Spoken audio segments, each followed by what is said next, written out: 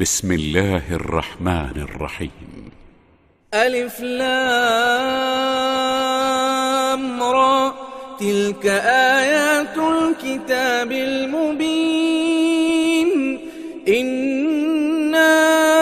أنزلناه قرآنا عربيا لعلكم تعقلون. نحن نقص عليك أحسن القصص بما أوحينا إليك هذا القرآن وإن كنت من قبله لمن الغافلين.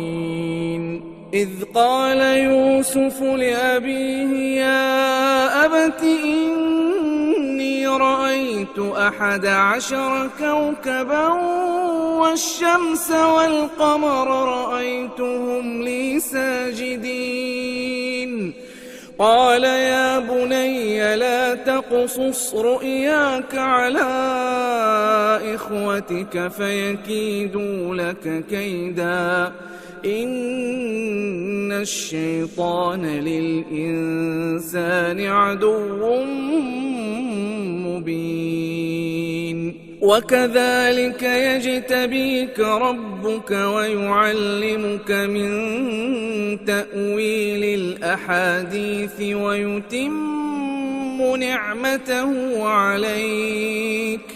ويتم نعمته عليك وعلى آل يعقوب كما أتمها على أبويك من قبل إبراهيم وإسحاق إن ربك عليم حكيم. لقد كان في يوسف وإخوته آيات للسائلين إذ قالوا ليوسف وأخوه أحب إلى أبينا منا ونحن عصبة إن أبانا لفي ضلال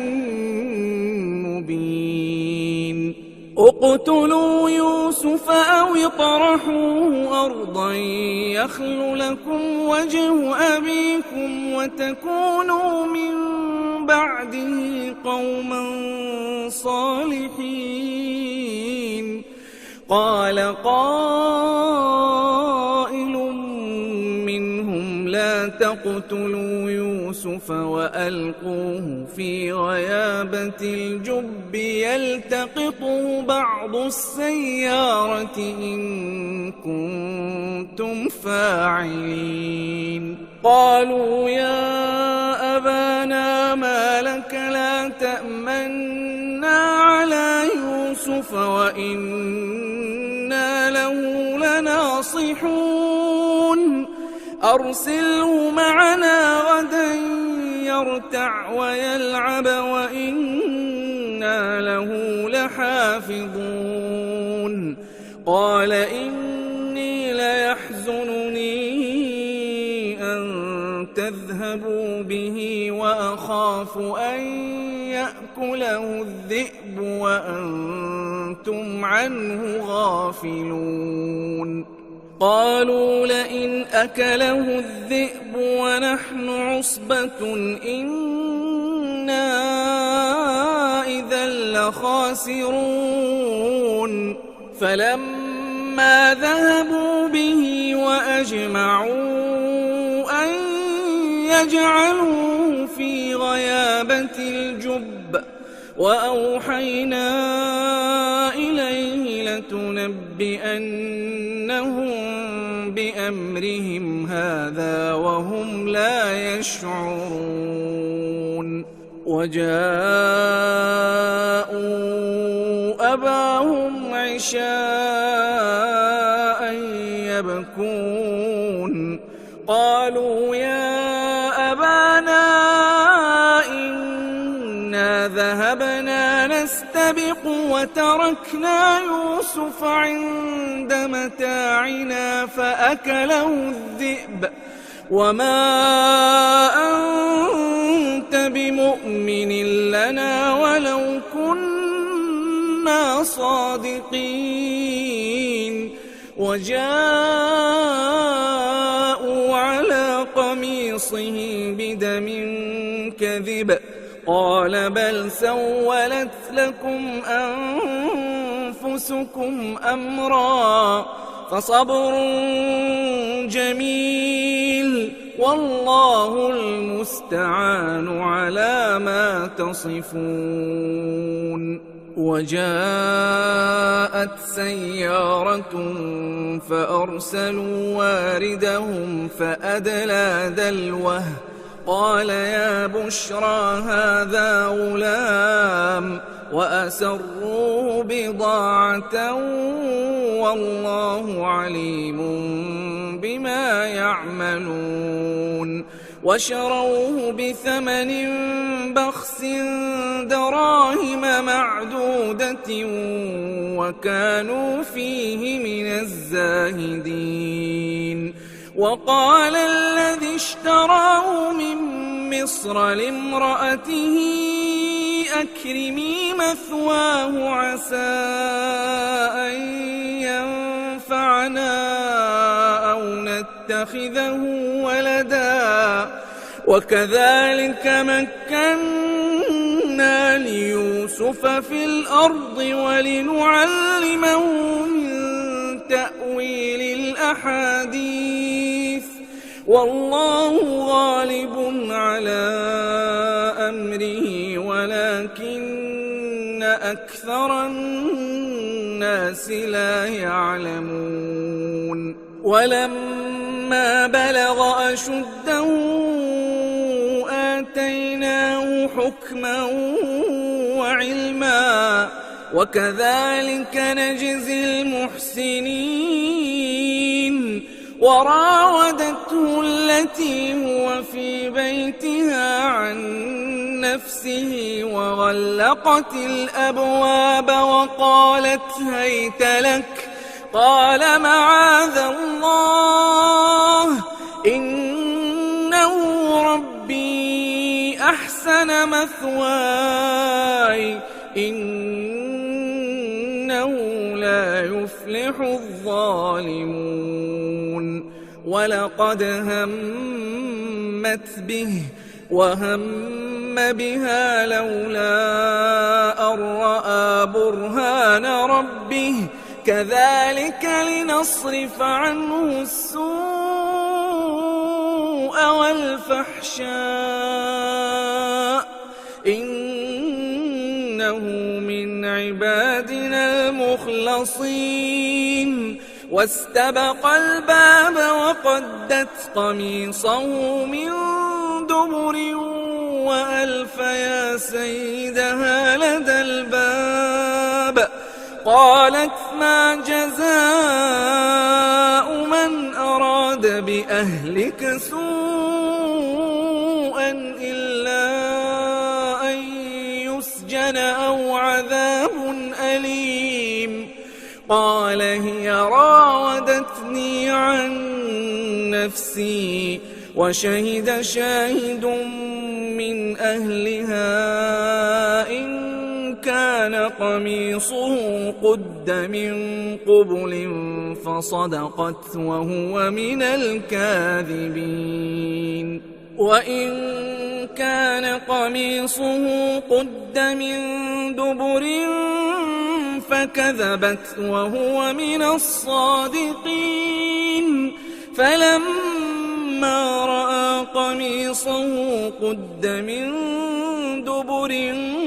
قال إنه من كيدكن إن كيدكن عظيم. يوسف أعرض عن هذا واستغفري لذنبك إنك كنت من الخاطئين. وقال نسوة في المدينة امرأة العزيز تراود فتاها عن نفسه قد شغفها حبا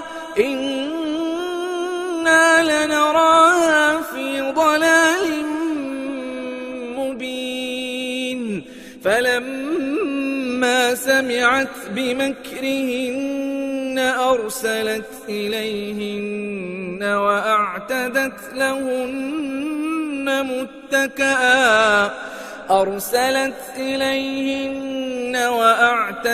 لهن متكأ وآتت كل واحدة منهن سكينا وقالت اخرج عليهن فلما رأينه أكبرنه وقطعن أيديهن وقلن حاش لله ما هذا بشرا إن هذا إلا ملك كريم. قالت فذلكن الذي لمتنني فيه ولقد راودته عن نفسه فاستعصم ولئن لم يفعل ما آمره ليسجنن وليكونن من الصاغرين. قال رب السجن أحب إلي مما يدعونني إليه وإلا تصرف عني كيدهن أصب إليهن وأكن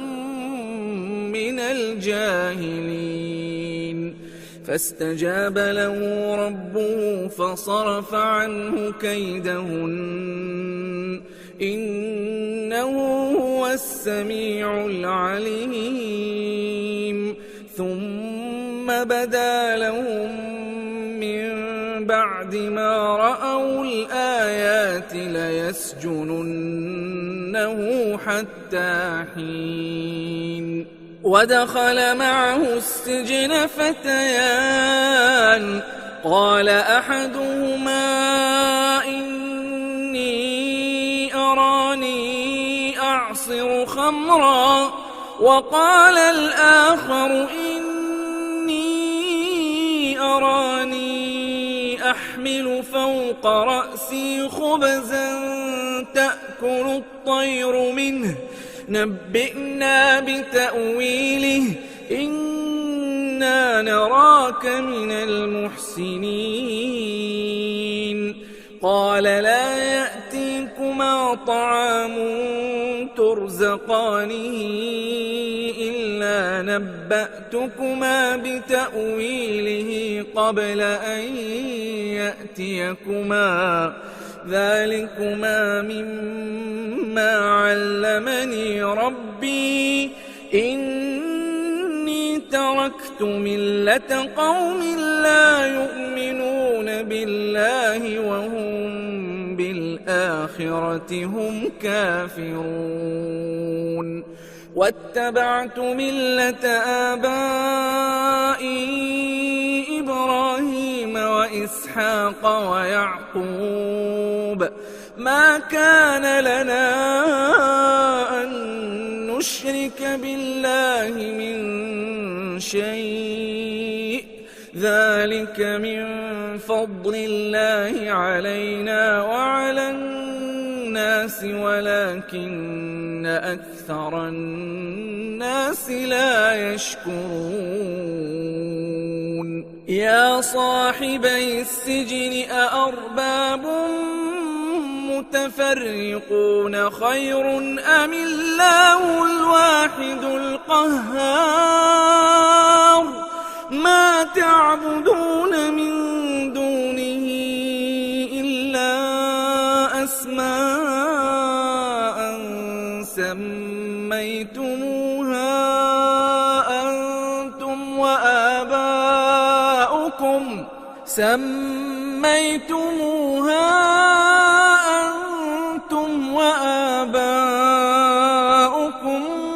ما أنزل الله بها من سلطان إن الحكم إلا لله أمر ألا تعبدوا إلا إياه الدين القيم ولكن أكثر الناس لا يعلمون يا صاحبي السجن أما أحدكما فيسقي ربه خمرا وأما الآخر فيصلب فتأكل الطير من رأسه قضي الأمر الذي فيه تستفتيان وقال للذي ظن أنه ناج منهما اذكرني عند ربك فأنساه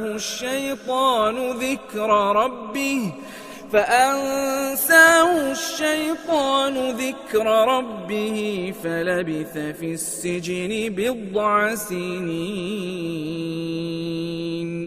وقال الملك إني أرى 7 بقرات سمان يأكلهن 7 عجاف و7 سنبلات خضر وأخر يابسات يا أيها الملأ أفتوني في رؤياي إن كنتم للرؤيا تعبرون قالوا أضغاث أحلام وما نحن بتأويل الأحلام بعالمين وقال الذي نجا منهما وادكر بعد أمة أنا أنبئكم بتأويله فأرسلون يوسف أيها الصديق أفتنا في 7 بقرات سمان يأكلهن 7 عجاف و7 سنبلات خضر وأخر يابسات لعلي أرجع إلى الناس لعلهم يعلمون قال تزرعون 7 سنين دأبا فما حصدتم فذروه في سنبله إلا قليلا مما تأكلون ثم يأتي من بعد ذلك 7 شداد يأكلن ما قدمتم لهن إلا قليلا مما تحصنون ثم يأتي من بعد ذلك عام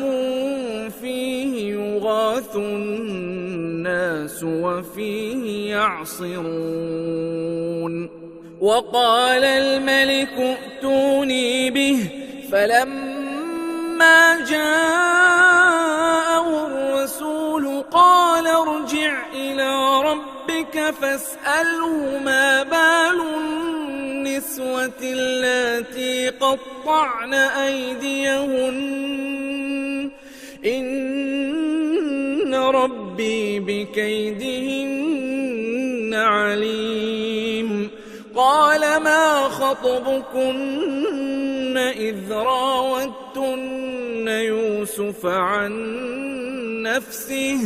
قلنا حاش لله ما علمنا عليه من سوء قالت امرأة العزيز الآن حصحص الحق أنا راودته عن نفسه وإنه لمن الصادقين ذلك ليعلم أني لم أخنه بالغيب وأن الله لا يهدي كيد الخائنين وما أبرئ نفسي إن النفس لأمارة بالسوء إلا ما رحم ربي إن ربي غفور رحيم. وقال الملك ائتوني به أستخلصه لنفسي فلما كلمه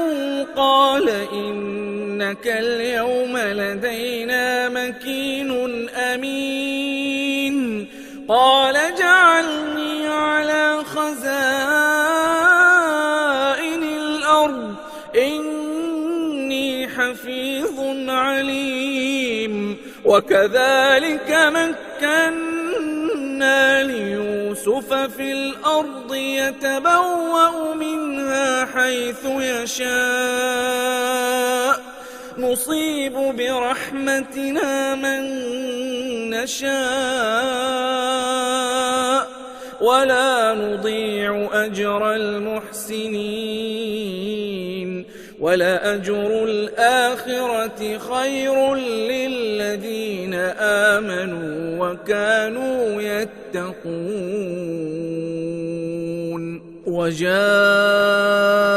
إخوة يوسف فدخلوا عليه فعرفهم وهم له منكرون. ولما جهزهم بجهازهم قال ائتوني بأخ لكم من أبيكم ألا ترون أني أوفي الكيل وأنا خير المنزلين. فإن لم تأتوني به فلا كيل لكم عندي ولا تقربون. قالوا سنراود عنه أباه وإنا لفاعلون. وقال لفتيانه اجعلوا بضاعتهم في رحالهم لعلهم يعرفونها إذا انقلبوا إلى أهلهم لعلهم يرجعون. فلما رجعوا إلى أبيهم قالوا يا أبانا منع منا الكيل فأرسل معنا أخانا نكتل وإنا له لحافظون. قال هل آمنكم عليه إلا كما أمنتكم على أخيه من قبل فالله خير حافظا وهو أرحم الراحمين. ولما فتحوا متاعهم وجدوا بضاعتهم ردت إليهم قالوا يا أبانا ما نبغي هذه بضاعتنا ردت إلينا ونمير أهلنا ونحفظ أخانا ونزداد كيل بعير ذلك كيل يسير. قال لن أرسله معكم حتى تؤتون موثقا من الله لتأتونني به إلا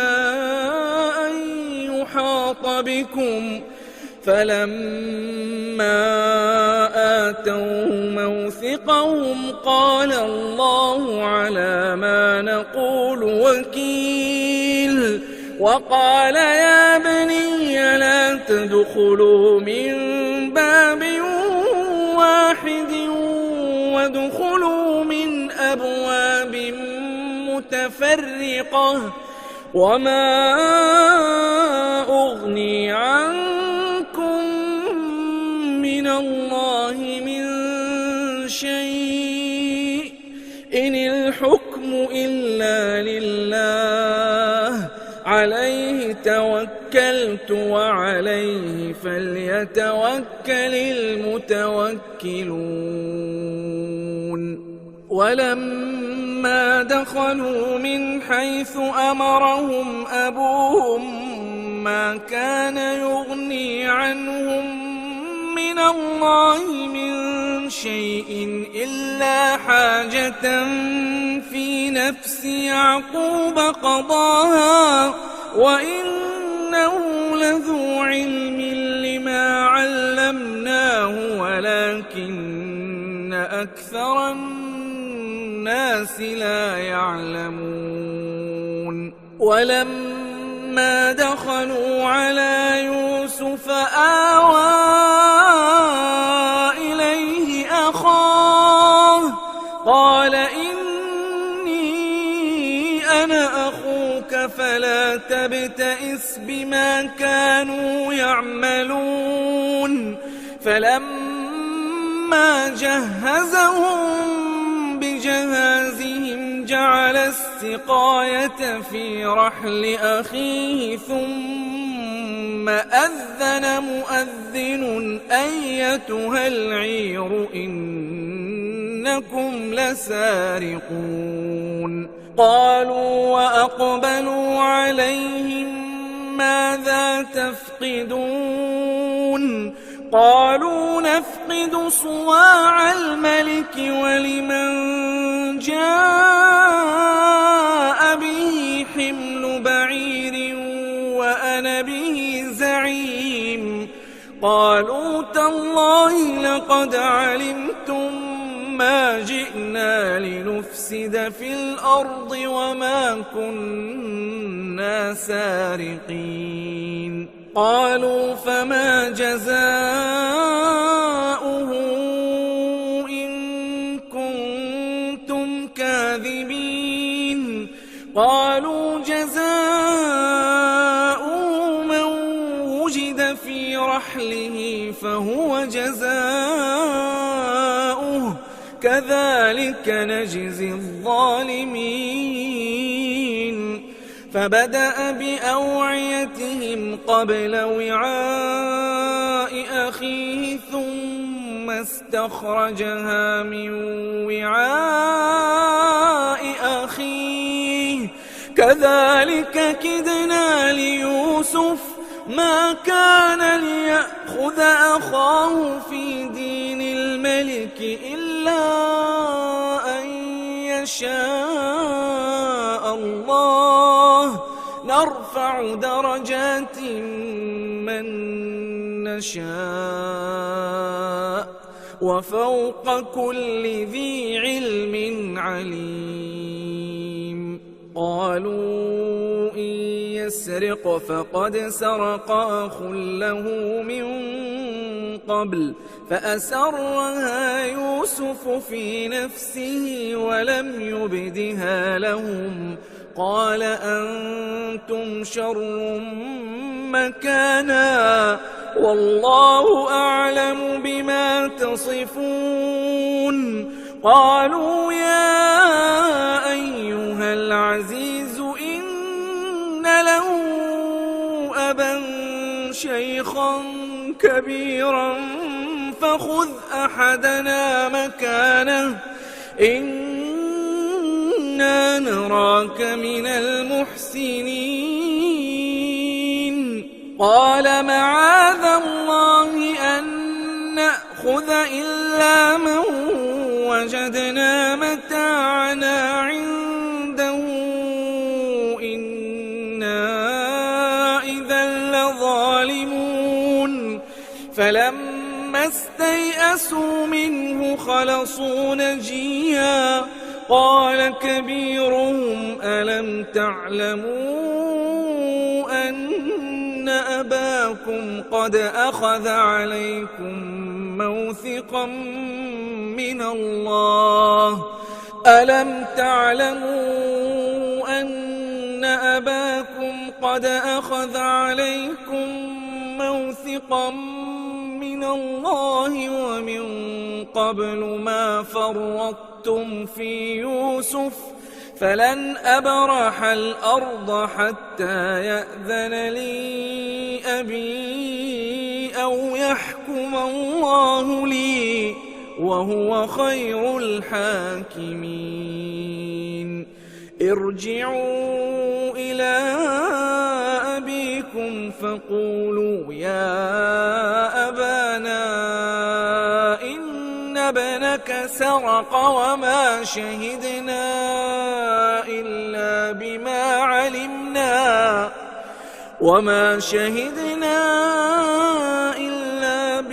علمنا وما كنا للغيب حافظين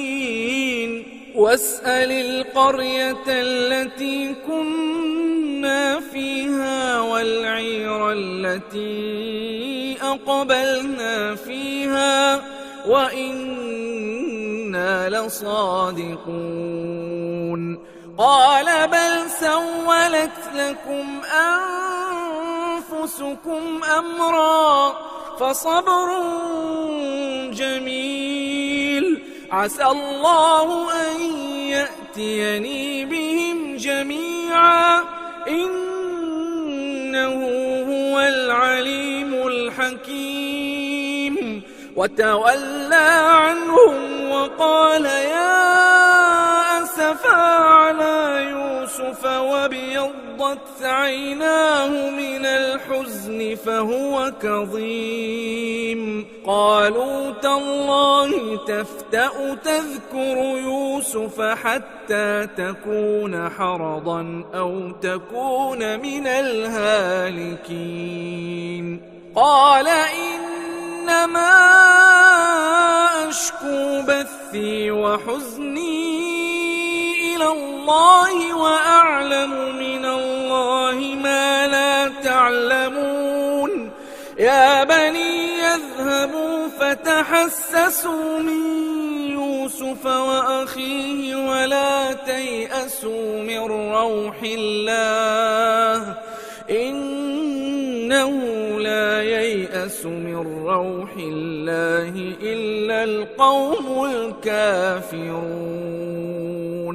فلما دخلوا عليه قالوا يا أيها العزيز مسنا وأهلنا الضر وجئنا ببضاعة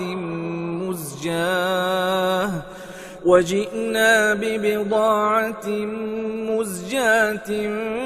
فأوف لنا الكيل وتصدق علينا إن الله يجزي المتصدقين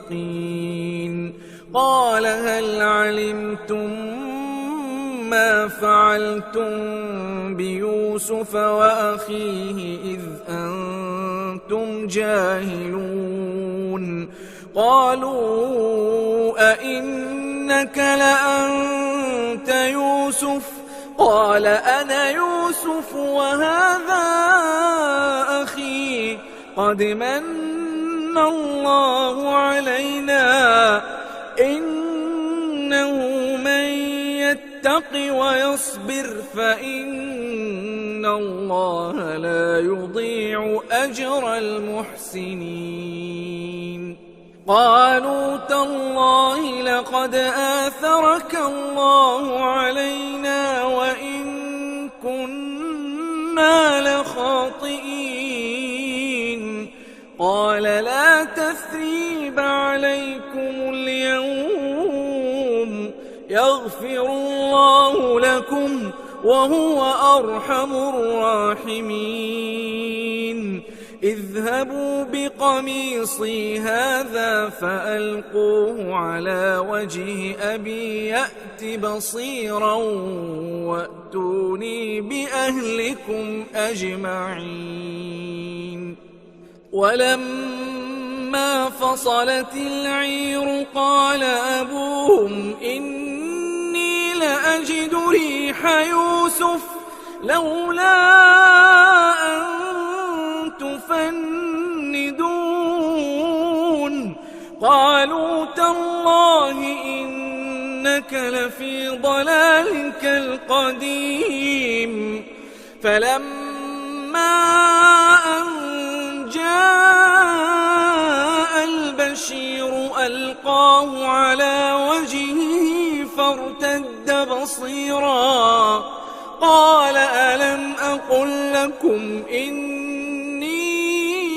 أعلم من الله ما لا تعلمون قالوا يا أبانا استغفر لنا ذنوبنا إنا كنا خاطئين قال سوف أستغفر لكم ربي إنه هو الغفور الرحيم فلما دخلوا على يوسف آوى إليه أبويه وقال ادخلوا مصر إن شاء الله آمنين ورفع أبويه على العرش وخروا له سجدا وقال يا أبت هذا تأويل رؤياي من قبل قد جعلها ربي حقا وقد أحسن بي إذ أخرجني من السجن وجاء بكم من البدو من بعد أن نزغ الشيطان بيني وبين إخوتي إن ربي لطيف لما يشاء إنه هو العليم الحكيم رب قد آتيتني من الملك وعلمتني من تأويل الأحاديث فاطر السماوات والأرض أنت ولي في الدنيا والآخرة توفني مسلما وألحقني بالصالحين ذلك من أنباء الغيب نوحيه إليك وما كنت لديهم إذ أجمعوا أمرهم وهم يمكرون وما أكثر الناس ولو حرصت بمؤمنين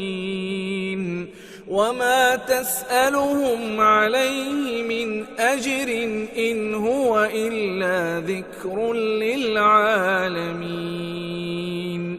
وكأين من آية في السماوات والأرض يمرون عليها وهم عنها معرضون وما يؤمن أكثرهم بالله إلا وهم مشركون أفأمنوا أن تأتيهم غاشية من عذاب الله أو تأتيهم الساعة بغتة وهم لا يشعرون قل هذه سبيلي أدعو إلى الله على بصيرة أنا ومن اتبعني وسبحان الله وما أنا من المشركين وما أرسلنا من قبلك إلا رجالا نوحي إليهم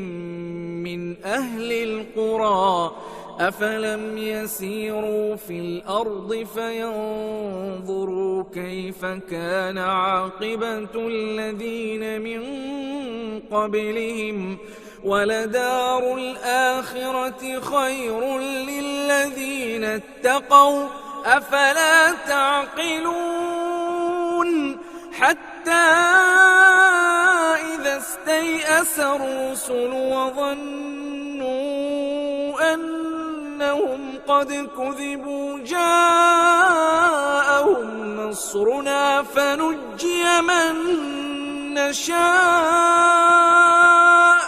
ولا يرد بأسنا عن القوم المجرمين لقد كان في قصصهم عبرة لأولي الألباب ما كان حديثا يفترى ولكن تصديق الذي بين يديه وتفصيل كل شيء وهدى ورحمة لقوم يؤمنون.